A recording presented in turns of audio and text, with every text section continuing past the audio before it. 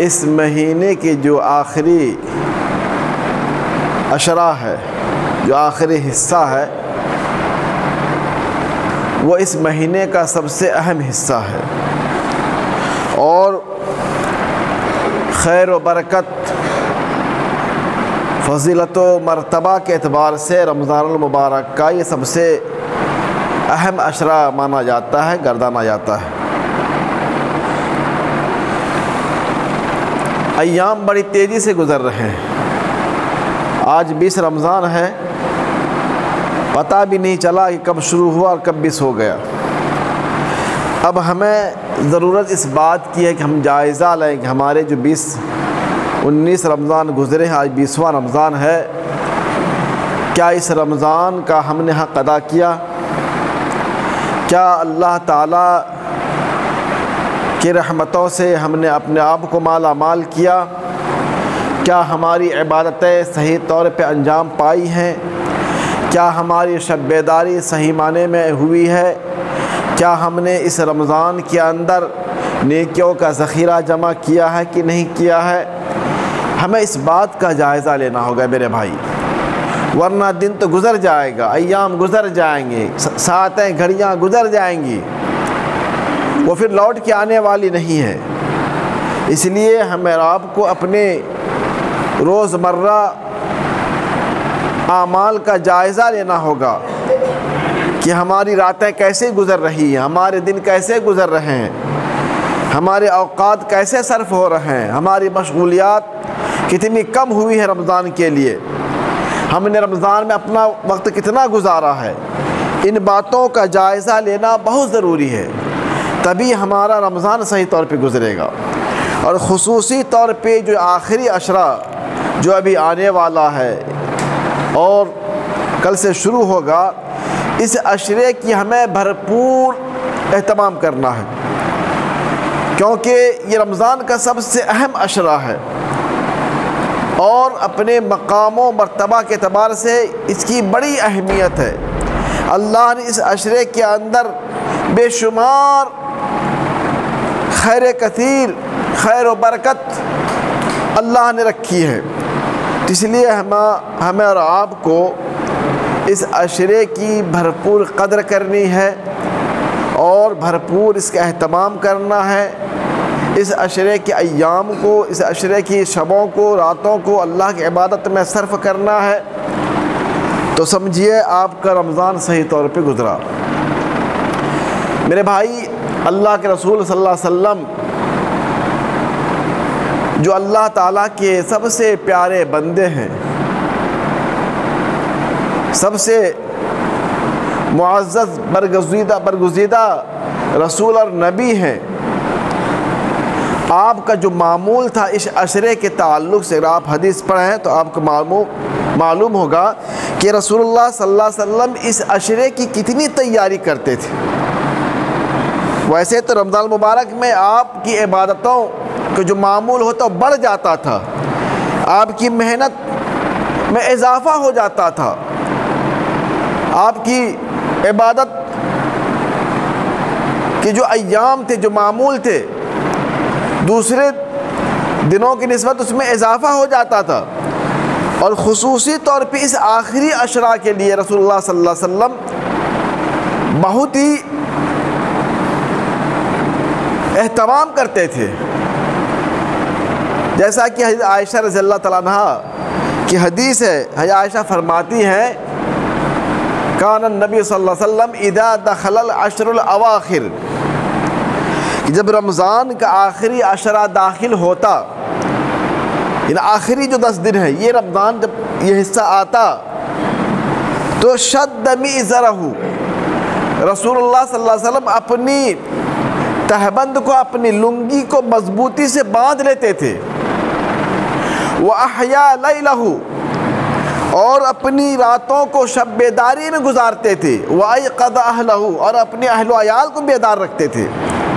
یہ اللہ کے نبی صلی اللہ علیہ وسلم کا معمول تھا آخری عشرہ کے لیے۔ اور ایک دوسری حدیث میں اللہ کے نبی کے بارے میں آپ کی بیوی فرماتی ہیں، کان النبی صلی اللہ علیہ وسلم یجتہد فی عشر الاواخر ما لا یجتہد فی غیرہ، کہ رسول اللہ صلی اللہ علیہ وسلم آخری عشرے میں اتنی محنت کرتے تھے عبادت میں کہ اتنی محنت دوسرے دنوں میں آپ دوسرے عشرے میں نہیں کرتے تھے۔ تو میرے بھائی یہ اللہ کے نبی صلی اللہ علیہ وسلم کا معمول تھا کہ آپ اس عشرے کی بھرپور اہتمام کرتے تھے۔ اور جیسا کہ میں نے کہا کہ اللہ کے نبی کے بارے میں آپ کی بیوی نے فرمایا کہ آپ اپنی کمر کو کس لیتے تھے، اپنی لنگی کو مضبوطی سے باندھ لیتے تھے۔ اس لفظ کا، اس ٹکڑے کا علماء نے دو معنی بیان کیا ہے۔ ایک تو محاورہ کے طور پہ استعمال ہوتا ہے جب آدمی کسی کام کے لیے عزم مصمم کر لیتا ہے، دل میں ٹھان لیتا ہے کہ ہمیں یہ کام کرنا ہے، تو اس کے لیے کہا جاتا ہے، ہم لوگ بھی بولتے ہیں اپنی زبان میں کہ اپنی کمر کو کس لو، کمر کو باندھ لو۔ مطلب یہ ہے کہ اس کام کو انجام دینا ہے، تیاری بھرپور کر لو، مکمل تیاری کر لو۔ یہ تو محاورتی معنی ہو گیا کہ اللہ کے نبی صلی اللہ علیہ وسلم اس عشرہ کے لیے بھرپور تیار ہو جاتے تھے۔ اور ایک دوسرا معنی علماء نے محدثین یہ بیان کیا ہے لنگی کو باندھنے کا مضبوطی سے، کہ آپ اپنی بیویوں سے الگ تھلگ ہو جاتے تھے۔ اس عشرے میں ازدواجی تعلقات کو آپ ترک کر دیتے تھے، بیویوں سے الگ تھلگ ہو کے اپنے اس 10 دن کو مکمل طور پہ اللہ تعالیٰ کی عبادت کے لیے مختص کر دیتے تھے۔ یہ دونوں معنی بھی صحیح ہے، کیونکہ اللہ کے نبی صلی اللہ علیہ وسلم اس آخری عشرے میں اعتکاف فرماتے تھے۔ اللہ کے نبی صلی اللہ علیہ وسلم کی سنت تھی، آپ کا معمول تھا کہ رمضان کے آخری عشرے میں آپ اعتکاف کرتے تھے۔ اور اعتکاف کا معنی کیا ہے؟ کسی جگہ میں جم کے بیٹھ جانا، کسی جگہ کو لازم پکڑنا۔ اور رمضان میں اعتکاف کرنے کا مطلب یہ ہے کہ آدمی مسجد کو کہ ایک حصے کو لازم پکڑ لے، مسجد سے نہ نکلے بلا کسی اضطراری صورت کے، اسی کو اعتکاف کہا جاتا ہے۔ اور اعتکاف کرنا یہ بہت ہی بڑی فضیلت والا عمل ہے۔ یہ اللہ نبی کی سنت ہے کہ آپ رمضان کے اندر اعتکاف کرتے تھے۔ اور اللہ نبی کے بارے میں آتا ہے کہ آپ نے رمضان کے پہلے عشرے میں بھی اعتکاف کیا تھا، اور ایک سال آپ نے رمضان کے دوسرے عشرے میں اعتکاف کیا۔ پھر جب اللہ نبی کی یہ بات بتلائی گئی کہ شب قدر، لیلۃ القدر، جو رمضان کا سب سے بڑا عمل ہے، رمضان کی فضیلت والے عملوں میں سے سب سے بڑی عبادت ہے وہ شب قدر، رات کو جاگنا، شب قدر کی عبادت۔ جب آپ کو بتلائی گئی کہ یہ شب قدر آخری عشرے میں ہے، تو آپ نے اعتکاف کو آخری عشرے کے لیے خاص کر دیا۔ تو میرے بھائی یہ آخری عشرہ، اس کے اندر چند عبادتیں اللہ کے نبی صلی اللہ علیہ وسلم سے ثابت۔ پہلی چیز ہے اعتکاف کرنا آخری عشرے کے اندر۔ اور اعتکاف کے لیے کب مسجد میں داخل ہونا ہے؟ تو اس کے لیے طریقہ یہ ہے کہ 20ویں رمضان کو مغرب سے پہلے آپ مسجد میں چلے جائیں، اور پھر 21ویں صبح فجر نماز کے بعد جو آپ کے لیے جگہ مختص کی جاتی ہے مسجد کے اندر، جو پردہ لگا جاتا ہے، آپ اپنی جگہ پہ پہنچ جائیں۔ اور پھر تب سے لے کر کے، جس نے 10 دن کی نیت کی ہے، تب سے لے کے کہ شوال کے چاند نکلنے تک، عید کے چاند نکلنے تک آپ مسجد میں رہیں۔ جب چاند نکل آئے پھر آپ مسجد سے نکلیں، اسے اعتکاف کہا جاتا ہے۔ یہ اللہ نبی کریم صلی اللہ علیہ وسلم کی سنت ہے۔ اللہ کے نبی بھی اعتکاف کرتے تھے، اور اللہ کے نبی کی بیویاں بھی اعتکاف میں بیٹھتی تھیں۔ اور دوسری بات یہ ہے اعتکاف کے تعلق سے، یہ اعتکاف اس مسجد میں کیا جائے گا جس میں 5 وقتہ نماز ہوتی ہے، جس میں 5 وقتہ نماز ہوتی ہے اور جمعہ بھی ہوتی ہے۔ گھروں میں اعتکاف کرنے کی کوئی دلیل نہیں، کوئی ثبوت نہیں۔ بہت سے لوگ اپنے گھروں میں اعتکاف میں بیٹھتے ہیں، تو میرے بھائی گھر میں اعتکاف کرنا یہ کہیں ثابت نہیں ہے، نہ عورت کے لیے نہ مرد کے لیے۔ اعتکاف جو سنت ہے اور اللہ کے نبی سے ثابت ہے، وہ مسجد کے لیے، مسجد میں اعتکاف کرنا ہے۔ تو یہ اعتکاف کیوں کیا جاتا ہے؟ اللہ نبی کیوں کرتے تھے؟ اسی آخری 10 دن کو عبادت میں مشغول رہنے کے لیے، کیونکہ یہ آخری جو عشرہ ہے رمضان کا، یہ بہت ہی اہم عشرہ ہے۔ رمضان کا لب لباب ہے، یہ رمضان کا مغز گودا کہہ لیجیے آپ اس کو، کہ پورے رمضان کا خلاصہ یہ ہے، کیونکہ اسی آخری عشرے میں شب قدر آتی ہے۔ ایک رات آتی ہے جس رات کے بارے میں اللہ نے خود قرآن کے اندر فرمایا لیلۃ القدر خیر من الف شہر، کس آخری عشرے میں طاق رات میں ایک رات آتی ہے جس رات میں عبادت کرنا 1000 مہینے کی عبادت سے کہیں بڑھ کر کے ہے۔ تو اسی چیز کو پانے کے لیے اللہ کے نبی صلی اللہ علیہ وسلم نے اس اعتکاف کو مشروع قرار دیا ہے، تاکہ آدمی مسجد میں 24 گھنٹہ اپنا وقت لگائے گزارے اور اس آخری عشرے کو تلاوت میں، ذکر میں، اذکار میں، تسبیح و تحلیل میں، تلاوت میں، نوافل میں اپنے اس آخری 10 ایام گزارے۔ تو میرے بھائی یہ اعتکاف کرنا یہ سنت ہے اور رمضان کا ایک بہت بڑا اہم عمل اور بڑی عبادت ہے۔ اسی لیے آج 20 رمضان ہے، جن لوگوں کو بھی اعتکاف میں بیٹھنا ہے، جو لوگ بیٹھنا چاہتے ہیں وہ آج مغرب سے پہلے مسجد میں پہنچ جائیں۔ تو یہ اعتکاف کرنا اس آخری عشرے کی جو پہلی عبادت اعتکاف کرنا۔ دوسری عبادت جو ہے اس عشرے کی وہ ہے شب قدر کی تلاش۔ شب قدر جس کو ہم لوگ حالانکہ اس کے کئی نام ہیں، شب قدر بھی نام کہا جاتا ہے، لیلۃ القدر، لیلۃ البراء، اسی طریقے سے لیلہ مبارکہ اور لیلۃ الصق بھی کہا گیا ہے۔ اس کو 3-4 نام ہے۔ یہ رمضان ہی میں آتی ہے، اور رمضان میں کب آتی ہے؟ اللہ کے نبی صلی اللہ علیہ وسلم کی مشہور حدیث ہے تحروا لیلۃ القدر فی رمضان فی عشر الاواخر، کہ رمضان کے آخری عشرے میں لیلۃ القدر کو تم تلاش کرو۔ رمضان کے آخری عشرے میں، اور آخری عشرے میں سے بھی کس میں بھی؟ طاق راتوں میں لیلۃ القدر تلاش کرنی ہے۔ 21ویں رات، 23ویں رات، 25ویں رات، 27ویں رات، 29ویں رات، یہ 5 رات ہے طاق رات، اور ہر سال انہی 5 طاق راتوں میں سے کسی ایک رات میں یہ رات آتی ہے، شب قدر آتی ہے، جسے قرآن نے لیلۃ القدر کہا ہے، جسے اللہ نے فرمایا انا انزلناہ فی لیلۃ القدر، کہ بے شک ہم نے اس قرآن کو اسی لیلۃ القدر میں نازل فرمایا ہے۔ یہ قرآن جو دنیا کی سب سے عظیم ترین کتاب ہے، جو اللہ کا کلام ہے، جو ہماری آپ کے لیے مشعل ہدایت ہے، جو قیامت تک پوری انسان کی رہبری رہنمائی کے لیے اتاری گئی ہے، اس کتاب کو اللہ رب العالمین نے لوح محفوظ سے آسمانی دنیا پہ پوری کتاب کو، پورا قرآن کو اسی رات میں اتارا۔ پھر آسمانی دنیا سے رسول اللہ صلی اللہ علیہ وسلم کے اوپر 23 سال کے اندر بوقت ضرورت تھوڑا تھوڑا کر کے وہ قرآن نازل ہوتا رہا، اور 23 سال میں قرآن نازل ہوا۔ تو اللہ فرماتا ہے انا انزلناہ فی لیلۃ القدر، کہ بے شک ہم نے اس قرآن کو لیلۃ القدر کے اندر نازل کیا ہے۔ وما ادراک ما لیلۃ القدر، اور اے مخاطب قرآن پڑھنے والے اور اے نبی، آپ کو کیا پتا یہ لیلۃ القدر کیا ہے؟ یہ اللہ تعالیٰ خود سوال یا انداز پوچھ رہا ہے۔ اس رات کی اہمیت کو سامنے والے کے ذہن میں، مخاطب کے ذہن میں بیٹھانے کے لیے اللہ تعالیٰ سوالیہ انداز میں کہہ رہا ہے کہ اے مسلمانوں تمہیں کیا پتا اس رات کی قدر، اس رات کی اہمیت، اس کا مقام، اس کی فضیلت کیا ہے؟ لیلۃ القدر خیر من الف شہر۔ پھر اللہ نے خود جواب دیا کہ اس کی اہمیت، اس کا مقام، مرتبہ یہ ہے کہ یہ رات لیلۃ القدر 1000 مہینے سے بہتر ہے۔ 1000 مہینے سے بہتر ہے۔ ایک رات آپ جاگ لیں، عبادت کر لیں، گویا آپ نے 1000 مہینے کی عبادت آپ نے کر لی ہے۔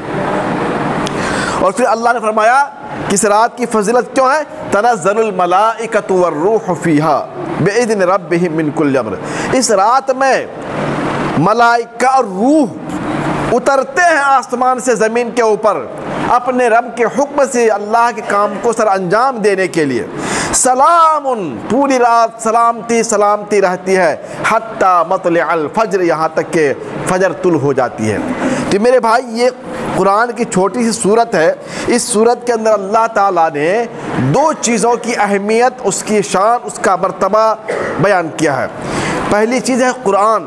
اللہ نے قرآن کے بارے میں بتلایا کہ ہم نے اس قرآن کو اسی رات میں اتارا ہے، اور اسی قرآن کی بنا پر اس رات کی فضیلت ہے۔ دوسری بات اللہ نے یہ فرمایا کہ اس رات کی فضیلت یہ ہے کہ 1000 مہینے سے بہتر ہے یہ۔ اور تیسری فضیلت یہ کہ اس رات میں فرشتوں کا نزول ہوتا زمین پر۔ تو میرے بھائی یہ بڑی اہم رات ہے، بڑی اہم رات ہے۔ اس رات کو ہمیں آپ کو جاگنا چاہیے عبادت کے لیے، اللہ کی عبادت میں اس رات کو صرف کرنی چاہیے۔ تو اس صورت کے اندر اس رات کی اللہ تعالیٰ نے فضیلت بیان کی ہے۔ اور آج بڑے افسوس کی بات ہے کہ آج مسلمانوں کو پتہ بھی نہیں ہے رمضان میں اس رات کے سلسلے میں، بہت سے لوگ جانتے بھی نہیں ہیں۔ اور جو رات جس کی حدیث میں کوئی ثبوت نہیں ہے، کوئی نہیں ہے، شب برات 15 شعبان کو مناتے ہیں، شب معراج 27 رجب کو، اس رات کے لیے دن بھر ہنگامہ، رات بھر آدمی جاگتا ہے، ہنگامہ کرتا ہے، شور غوغا کرتا ہے، اور سڑکوں پہ گلیوں میں تمام طرح کی کیا ہے دھما چوکڑی بچاتا ہے، عبادت کے نام پہ، اس کے نام پہ میلاد، محفل میلاد اور قرآن خوانی اور طرح چیزیں ہوتی ہے۔ حالانکہ ان راتوں کی کوئی اہمیت نہیں ہے، نہ شب برات کی 15ویں شب کی رات کی، نہ شب معراج جو 27ویں شب کو منائی جاتی ہے۔ اصل رات یہ ہے شب قدر جو رمضان میں آتی ہے میرے بھائی، اور رمضان میں آخری عشرے میں آتی ہے، اور یہ 5 راتوں میں سے کسی ایک ہی رات میں ہوتی ہے، اور ضروری نہیں کس رات میں آئے، بدلتی رہتی ہے رات، کبھی 21ویں میں اللہ تعالیٰ نازل کر دیتا ہے، کبھی 23ویں کر دیتا ہے، کبھی 25ویں کو۔ اسی وجہ سے اللہ کے رسول صلی اللہ علیہ وسلم نے حکم دیا ہے کہ اے مسلمانوں آخری عشرہ کا اہتمام کرو اور شب بیداری کرنا۔